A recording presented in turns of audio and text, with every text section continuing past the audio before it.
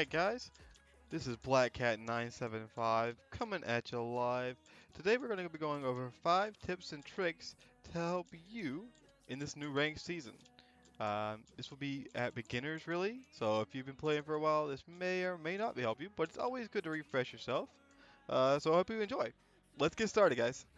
Tip number 1, we're going to be working with movement. In particular, we want to look at getting in and getting out to attack. So we want to work on just getting used to the movement of Brawlhalla when coming in to hit someone, what that range looks like, and how that feels to move around. Um, and my tip here it would be to just go into free training like I am here and just sort of play around, get used to walking around, dashing around. You can please make sure you practice your dashes. One of the biggest things you'll see in low rank is no one's dashing. There's like walking up to their opponent. You have a dash button and you want to get used to using it. Just so that you can move around more efficiently, which is like one of the biggest things in Brawlhalla is to be efficient.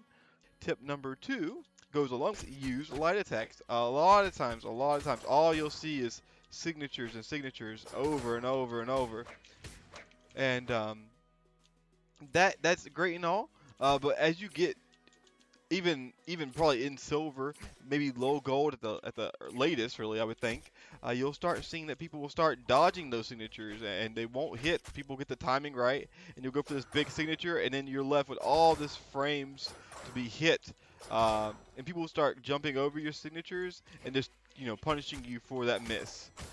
So signatures, we want to use them. Yes, we want to use them to kill. It can be a very effective way to kill. That's true, but we don't want to overuse them. I would say if you're new, I would use my movement and just my light attacks, at least until dark orange, maybe early red, just so that you get used to trying to be more mobile and use more of the tools at your advantage than just trying to spam SIGs, which, it may get you a win let's say every 3 games, but it won't get you, better at the game overall. Which, if you want to play at a competitive level, like an actually higher level, we'll say, getting these basic strings down is the right place to start. Building those good habits in the lower levels is going to make you a better player overall. All right, tip number 3 is that's sort of a tip and trick together. It's not really a trick to it, I guess. Fast jumping, and when I mean fast jumping, let's say you jump normally, you get all floaty like this. You can float around and take your time.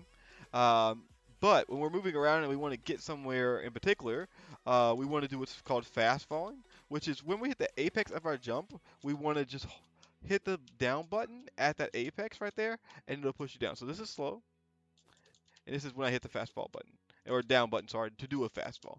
And that will help you move around so much faster. Because if we look at this here, it takes that long. So let's count that out. 1, 2, 3, 4. Let's do it with a fastball. 1, 2, 3. See, we're able to save a whole second, and we're able to land a lot earlier, and you can get a lot more control in your character here on the ground. So you want to jump, move to what you want to do is you want to jump, get to where you're trying to go, and then come back down immediately to get that control back in your character, to dash around, to dodge around, where you have more control in that grounded setting. So that's going to be tip number 3. Moving on to tip number 4. Let's see, we're going to be working on recovering. So let's talk about a few things that we've dealt with in tips 1, 2, and 3 and kind of combine those together to make tip number 4. So let's go over tip 1. That was movement, moving in and out, trying to figure out different ways to approach our opponent here, using the movement that's available to us. Step 2 expanded upon that idea with using light attacks to be more mobile, leave ourselves open less of the time, and possibly even get more damage overall compared to 6. Step 3, jumping quickly and being able to move around quickly with those jumps. So tip 4, recovering, is all about putting all that together and recovering back to the stage. So actually we'll throw the weapon away and watch how far we can get out here. And easily, what is that? That's 2 jumps out, but then 1 recovery pulls that back. People don't really understand how far out they can actually get and still make it back. And getting used to how far away you can go before you have to come back is something you should work on. Just falling down and just figuring out different ways to get back up. working on using your dodge to help you. Imagine there was someone right here going to ground pound like this, right? Let's say you're coming back. You want to be unpredictable. You don't want to just go right for the wall. They're going to ground pound you.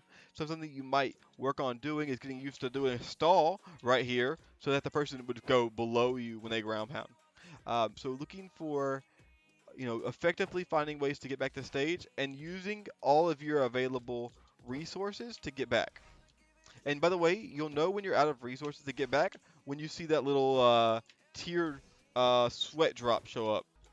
Number 5, and this is a big one that I think maybe a little bit more advanced for a new beginner, but I still think it's worth going over and practicing even if you're new to the game. Watching your opponent, see what they do. When you watch your opponent to see what they do, you can say, do they dodge in, out, in being, in towards your character, out being away from you. Let's say I hit this person, they keep dodging away. I can chase dodge them, or I can do a dodge and catch up to them and hit them again, right? If we know what they're going to do, we can predict their movements or read their movements to make more damage happen, right? So looking at your opponent, and even like for myself, I'll literally say out loud what they're doing. Like let's say this person was going back, I'll say they dashed back, and I'll keep saying they dashed back. Last time they dashed back, and let's say last time they dodged in. I'll say this time, okay, they dashed back, now they dodged in, and I'll keep a track of that by saying it out loud or keeping it in my head, which will help me better predict what they might do when I hit them with a light attack or a movement I do. So between these things here, I hope that they will help you to improve and get started on your ranked journey.